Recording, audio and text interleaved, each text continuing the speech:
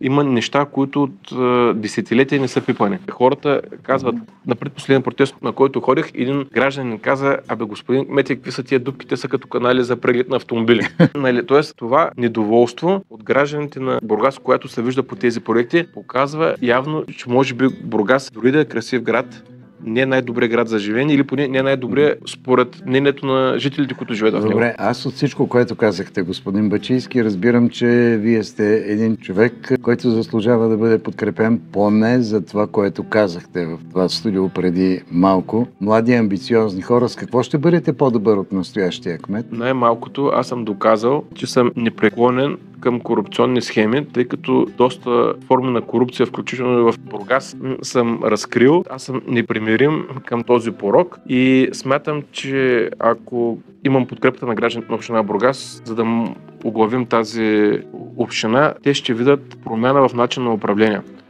Казвам промяна, защото управлението, което искам да се случва в община Бургас, искам тя да бъде в полза на хората. Не в полза на няколко семейства, близки до местната власт. Тъй като, както често казвам, Бургас се управлява като фамилиен бизнес в полза на няколко фамилии. Добре, вие няма да го направите това нещо. Времето ни изтича, това е лошото. Следващата седмица ще ви поканя, за да продължим този разговор вече с конкретните ви намерения за следващия мандат.